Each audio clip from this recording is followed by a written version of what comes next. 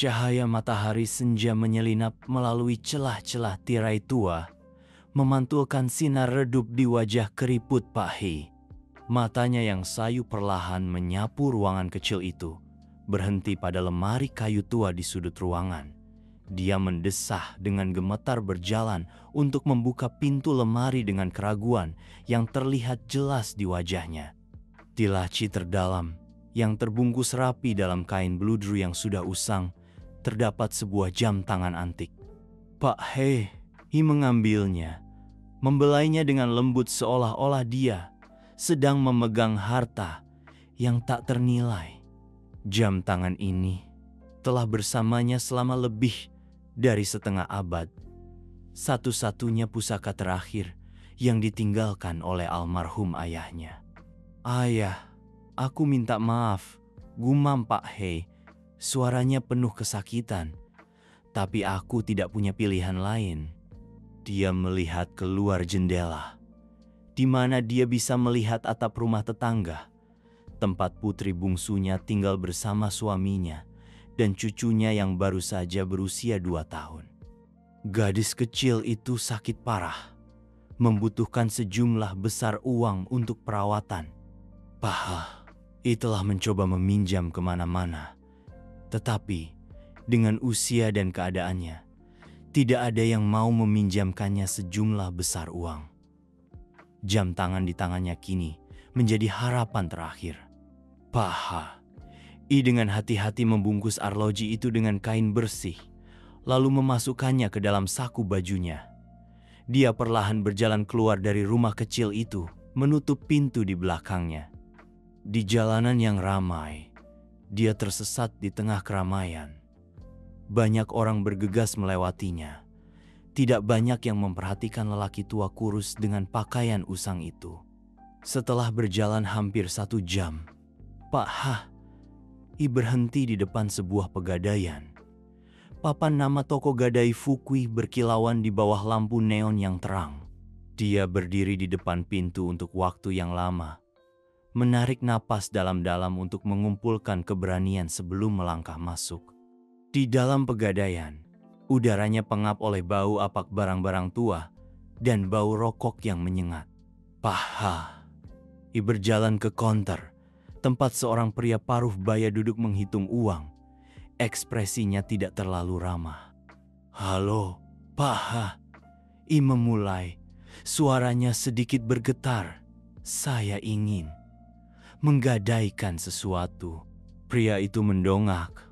Matanya menyapu penampilan Pak Hei dari ujung kepala sampai ujung kaki. Sedikit penghinaan terlihat di matanya. "Anda ingin menggadaikan apa?" tanyanya. Suaranya dingin.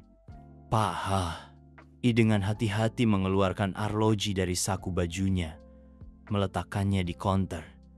"Jam tangan ini," katanya. Suaranya merendah. "Ini sangat berharga bagi saya." Pria itu mengambil arloji, memutarnya beberapa kali dan kemudian menyeringai. "Berharga? Anda pasti bercanda. Jam tangan tua ini mungkin tidak berharga banyak." Pak Hei merasakan jantungnya seperti diremas. "Tapi ini arloji antik, umurnya lebih dari 100 tahun. "Antik tidak berarti berharga, Pak Tua," kata pria itu. Ekspresinya mengejek. "Saya hanya bisa meminjamkan Anda 500.000 dong untuk barang ini." Pak Hei terdiam. Uang itu terlalu sedikit, tidak mungkin bisa membantu cucunya. Tapi itu jauh lebih berharga. Dia mencoba memprotes. Pria itu meletakkan arloji dengan kasar di konter. Ekspresinya kesal. "Jika Anda tidak puas, bawa saja kembali. Jangan buang waktu saya." Pak Hei berdiri di sana, merasa putus asa dan tidak berdaya.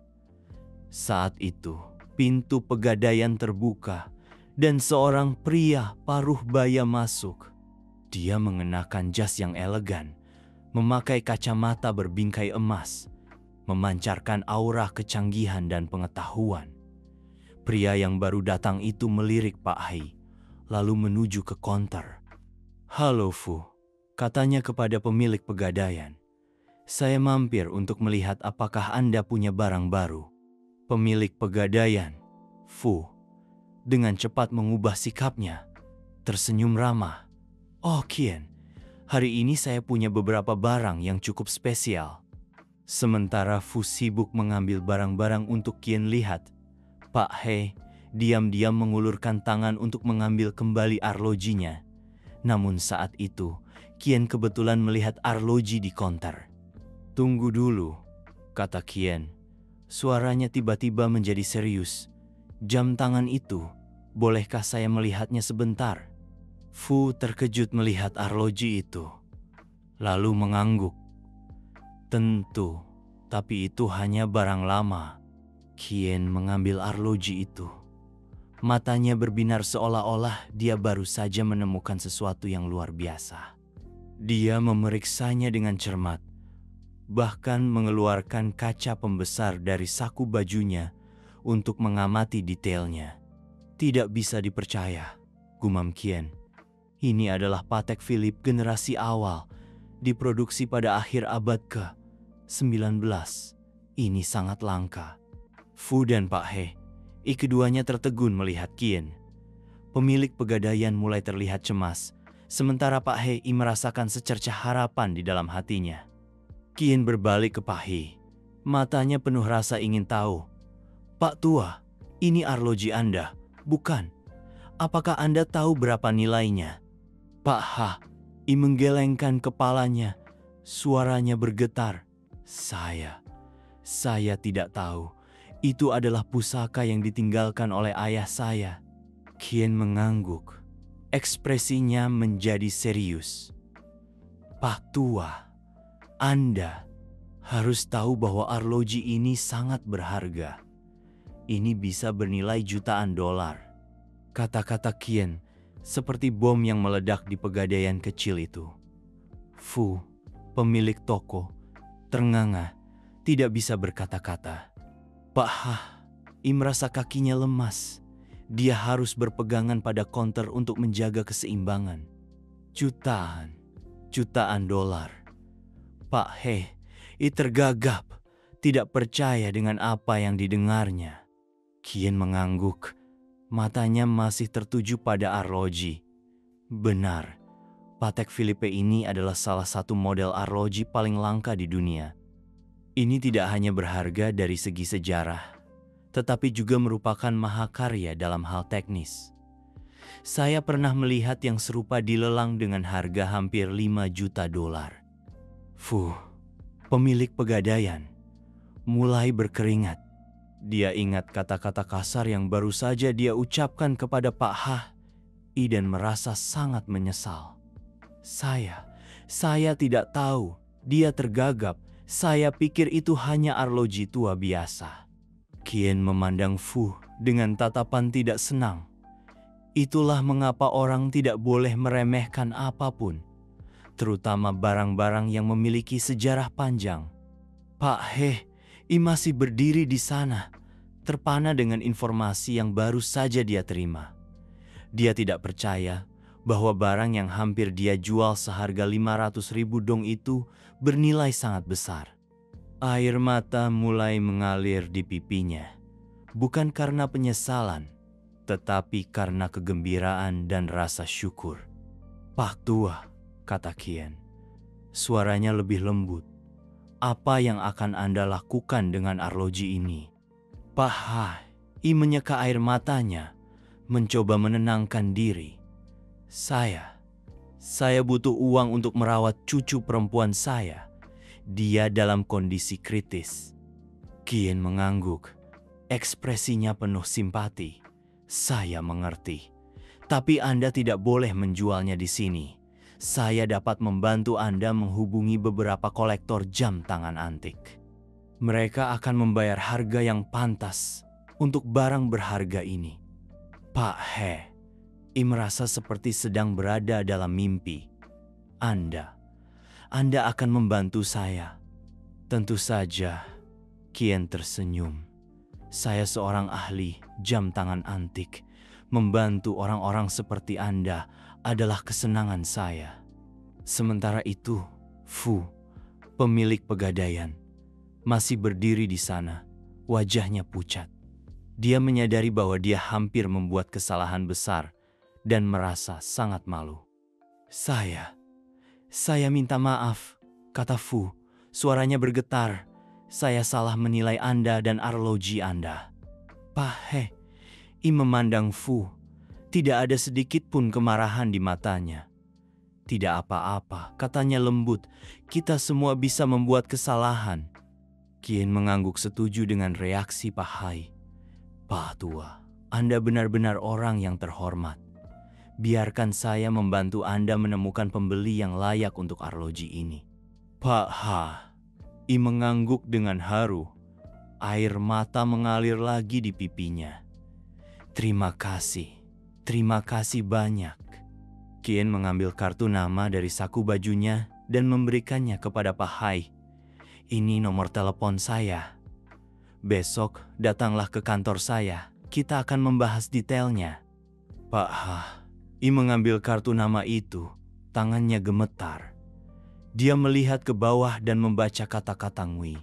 Hen Kien, ahli jam tangan antik, bersama dengan alamat kantor di pusat kota Qianfei. Saat Pak He dan Kien hendak meninggalkan pegadaian, Fu tiba-tiba angkat bicara. Suaranya penuh penyesalan. Tunggu, Pak Tua, saya benar-benar minta maaf atas perilaku saya. Saya terlalu terburu-buru menilai Anda dan barang Anda. Bisakah Anda memaafkan saya? Pak He berbalik, menatap Fu dengan tatapan ramah. Seperti yang saya katakan, kita semua bisa membuat kesalahan. Yang penting adalah menyadarinya dan memperbaikinya. Saya tidak marah kepada Anda. Fu merasakan beban terangkat dari pundaknya. Terima kasih. Saya berjanji akan mengubah cara saya memperlakukan pelanggan mulai sekarang. Kien mengangguk puas. Itu pelajaran yang berharga bagi kita semua. Jangan pernah menilai buku dari sampulnya. Ketiganya berpisah dengan suasana hati yang berbeda. Pak Ha, I penuh harapan. Kien puas karena telah membantu orang lain. Dan Fu bertekad untuk menjadi orang yang lebih baik. Saat dia melangkah keluar dari pegadaian, Pak Hai merasa seperti baru saja terbangun dari mimpi. Dia melihat kartu nama di tangannya, lalu melihat arloji yang disimpan dengan aman di saku bajunya. Dia tidak menyangka pusaka ayahnya begitu berharga. Dalam perjalanan pulang, Pak He, I berhenti di depan rumah putrinya. Melalui jendela, dia melihat putrinya sedang menggendong cucunya yang masih kecil. Ekspresinya cemas dan lelah. Dia ingin berlari masuk dan memberitahu mereka bahwa semuanya akan baik-baik saja. Bahwa dia telah menemukan cara untuk menyelamatkan anak itu. Tapi dia menahan diri. Dia tidak ingin menciptakan harapan palsu ketika dia tidak yakin dengan hasilnya. Malam itu, Pak He tidak bisa tidur. Dia duduk di meja tua, meletakkan arloji di depannya dan menatapnya lekat-lekat. Dia teringat kenangan tentang ayahnya, tentang bagaimana dia selalu mengatakan bahwa arloji ini adalah harta keluarga. Sekarang, dia benar-benar memahami arti dari kata-kata itu. Keesokan paginya, Pak He, I bangun pagi-pagi sekali. Ia mengenakan pakaian terbaik yang dia miliki. Kemeja putih tua, tapi bersih dan celana panjang hitam. Dia dengan hati-hati membungkus arloji itu dengan kain lembut dan memasukkannya ke dalam kotak kecil. Saat dia melangkah keluar dari rumah, sinar matahari pagi baru saja muncul, menghiasi Qianfei dengan warna kuning yang hangat. Pak Ha, I merasakan hatinya dipenuhi harapan. Perasaan yang sudah lama tidak dia miliki. Dia berjalan ke halte bus, lalu naik bus ke pusat kota Qianfei. Ketika dia turun, dia berdiri di depan sebuah gedung tinggi modern, tempat kantor Kien berada. Dia menarik napas dalam-dalam, lalu masuk. Di meja resepsionis, Seorang gadis muda dengan ramah menyambutnya. "Selamat pagi, Pak. Ada yang bisa saya bantu?" Pak He mengeluarkan kartu nama itu, sedikit bingung. Saya ada janji dengan Pak Nguyen, Kien." Gadis itu melihat ke komputer, lalu mengangguk. "Ya, Pak Kien sedang menunggu Anda. Silakan naik ke lantai 20. Pak He masuk ke lift. Jantungnya berdetak lebih kencang saat melihat angka-angka di panel elektronik bertambah. Ketika pintu lift terbuka di lantai 20, dia melangkah keluar dan melihat Kien sedang menunggu. "Selamat pagi, Pak. Silakan masuk ke kantor saya," kata Kien dengan senyum ramah. Kantor Kien luas dan mewah, dengan rak-rak yang memajang jam tangan antik yang berharga. Pak Hai tidak bisa tidak mengagumi keindahan mereka. "Apakah Anda membawa arloji itu?" tanya Kien saat mereka duduk. Pak Hai mengangguk. Dengan hati-hati mengeluarkan kotak itu dari tasnya dan meletakkannya di atas meja. Kien membuka kotak itu, mengeluarkan arloji, dan mulai memeriksanya dengan cermat menggunakan serangkaian alat khusus. Setelah sekitar setengah jam, Kien mendongak, matanya berbinar. "Pak Hai, saya punya kabar baik untuk Anda. Arloji ini bukan hanya Patek Philippe generasi awal, tetapi juga merupakan edisi khusus yang sangat langka. Ini masih asli, kondisinya sangat baik. Saya dapat mengatakan bahwa nilainya bahkan lebih tinggi dari yang saya perkirakan sebelumnya." Pak He merasakan jantungnya berdetak lebih kencang. Jadi berapa nilainya?" Kien tersenyum. "Saya telah menghubungi beberapa kolektor dan juru lelang. Mereka semua sangat tertarik dengan arloji ini. Saya yakin arloji ini dapat dijual dengan harga antara 7 dan 10 juta dolar." Pak He merasa pusing. Jumlah itu di luar imajinasinya. Saya tidak tahu harus berkata apa. Dia tergagap. Kien meletakkan tangannya di bahu Pak Hai. "Anda tidak perlu mengatakan apa-apa. Saya mengerti perasaan Anda saat ini. Tapi kita perlu memutuskan apa yang ingin Anda lakukan selanjutnya. Apakah Anda ingin melelangnya? Atau apakah Anda ingin menjualnya langsung ke seorang kolektor?" Pak Hai terdiam sejenak, mencoba mengatur pikirannya. Akhirnya, dia berkata, Saya butuh uang untuk merawat cucu perempuan saya, tapi jumlah ini terlalu besar. Saya tidak tahu apa yang harus dilakukan dengan sisa uang itu." Kien mengangguk mengerti. "Saya punya saran. Kita bisa menjual arloji ini ke museum. Dengan begitu, arloji ini akan dilestarikan dan dipamerkan dengan benar, dan Anda juga akan menerima uang yang dibutuhkan.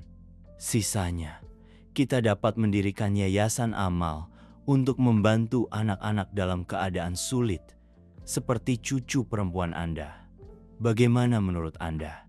Pak He merasakan air mata menggenang di sudut matanya. Ide itu tidak hanya akan membantu cucunya, tetapi juga dapat membantu banyak anak lainnya. Itu ide yang bagus," katanya. Suaranya tercekat karena emosi. Kien tersenyum puas. "Kalau begitu kita akan melakukannya. Saya akan menghubungi beberapa museum dan kita akan segera memulai prosesnya." Dalam beberapa hari berikutnya, semuanya terjadi seperti angin puyuh bagi Pak He. Arloji itu dinilai oleh banyak ahli, dan akhirnya sebuah museum arloji terkenal di Swiss setuju untuk membelinya seharga 9 juta dolar. Ketika dia menerima berita ini, Pak He menangis. Dia menangis karena kegembiraan, karena rasa syukur, dan karena dia teringat ayahnya yang telah memberinya hadiah yang tak ternilai ini. Dengan uang yang diterima, Pak He dapat membawa cucunya berobat ke luar negeri. Sisanya, seperti yang disepakati dengan Kien, digunakan untuk mendirikan yayasan amal bernama Yayasan Jam Tangan Harapan, yang bertujuan untuk membantu anak-anak dalam keadaan sulit. Kisah tentang lelaki tua miskin dengan arloji jutaan dolar dengan cepat menyebar di media. Banyak orang tersentuh oleh kebaikan hati Pak Hai yang bersedia berbagi keberuntungannya dengan orang lain. Fu, pemilik pegadaian, juga mengetahui cerita ini. Dia merasa sangat malu dengan perilakunya sebelumnya. Untuk menebus kesalahannya, Fu memutuskan untuk menyumbangkan sebagian dari keuntungan bulanan pegadaian ke Yayasan Jam Tangan Harapan. 1 tahun kemudian, pada upacara peringatan pendirian Yayasan Jam Tangan Harapan, Pak Hai berdiri di atas panggung, di samping cucunya yang sudah sembuh dan Kien. Dia melihat kekerumunan yang mencakup banyak anak yang telah dibantu oleh yayasan, dan hatinya dipenuhi dengan kebahagiaan. "Saya hanya seorang lelaki tua miskin," katanya, suaranya penuh emosi. "Tetapi saya telah belajar bahwa nilai sejati tidak terletak pada penampilan luar. Itu terletak di dalam jiwa kita, dalam cara kita memperlakukan satu sama lain, dan dalam cara kita menggunakan apa yang kita miliki untuk membantu orang lain." Ketika dia mengakhiri pidatonya, seluruh aula dipenuhi dengan tepuk tangan. Banyak dari mereka yang menangis, tersentuh oleh kisah dan kebaikan hati Pak Hai. Setelah upacara, ketika kerumunan telah bubar, Kien mendekati Pak Hai. "Pak Hai, ada sesuatu yang ingin saya katakan kepada Anda," katanya, ekspresinya serius. Pak Hai menatap Kien dengan tatapan ingin tahu. "Ada apa, Kien?" Kien menarik napas dalam-dalam dan berkata, "Sebenarnya, saya sudah tahu tentang arloji Anda sebelum kita bertemu di pegadaian." Pak Hai terkejut. "Apa maksudmu?" Kien menjelaskan, "Ayah saya adalah seorang kolektor jam tangan. Bertahun-tahun yang lalu, dia pernah menyebutkan tentang Patek Philippe yang sangat langka di Vietnam. Dia telah mencoba mencarinya selama bertahun-tahun tetapi tidak berhasil. Ketika saya melihat arloji Anda di pegadaian, saya langsung menyadari bahwa itu adalah arloji yang ayah saya bicarakan." Pak Hai mendengarkan, merasa bingung. "Jadi mengapa Anda tidak membelinya saat itu juga?" Kien tersenyum. "Karena saya melihat sesuatu yang lebih berharga daripada arloji itu, yaitu kebaikan hati Anda. Saya ingin membantu Anda, dan saya yakin itu juga yang diinginkan ayah saya." Pak Hai tersentuh oleh kata-kata Kien. "Terima kasih, Kien. Anda tidak hanya membantu saya dan keluarga saya, tetapi Anda juga membantu banyak orang lain." Kien mengangguk. "Itu hal yang benar untuk dilakukan. Dan saya pikir inilah arti sebenarnya dari mengoleksi barang-barang berharga, bukan untuk menyimpannya, tetapi untuk berbagi nilainya dengan dunia." Saat mereka berbicara, cucu Pak Hai berlari mendekat. Gadis kecil itu memeluk kakeknya, senyum cerah di wajahnya yang sehat. "Kakek, aku sangat bangga padamu." Pak Hai memeluk cucunya. Air mata mengalir lagi di pipinya. Dia memandang Kien, lalu pada anak-anak yang sedang bermain dengan gembira di halaman. Anak-anak yang telah dibantu oleh Yayasan Jam Tangan Harapan. Dia merasa hatinya dipenuhi dengan kebahagiaan dan rasa syukur. "Sayang," katanya lembut, "kakek telah belajar bahwa nilai sebenarnya dari sebuah barang tidak terletak pada harganya, tetapi pada hal-hal baik yang dapat dibawanya kepada orang lain." Kien mengangguk setuju. "Benar, Pak Hai. Dan Anda telah menunjukkan kepada kami bahwa hati yang baik dapat menciptakan keajaiban, bahkan lebih berharga daripada arloji jutaan dolar." Saat matahari terbenam, Pak Hai, Kien, dan cucu perempuannya berjalan keluar dari aula bersama-sama. Di langit, bintang-bintang mulai berkelap-kelip, seolah-olah mereka juga tersenyum pada kisah indah ini. Dalam perjalanan pulang, Pak He berhenti di depan pegadaian Fukui, tempat semuanya dimulai. Dia melihat ke dalam dan melihat Fu sedang berkonsultasi dengan seorang pelanggan. Tidak lagi dengan penghinaan atau kekasaran seperti sebelumnya, Fu sekarang menunjukkan kesabaran dan kebaikan kepada pelanggan. Pak He tersenyum. Dia tahu bahwa kisahnya tidak hanya mengubah hidupnya dan anak-anak yang dibantu, tetapi juga berkontribusi untuk mengubah orang-orang di sekitarnya. Ketika dia sampai di rumah, Pak He duduk di kursi yang dikenalnya di dekat jendela.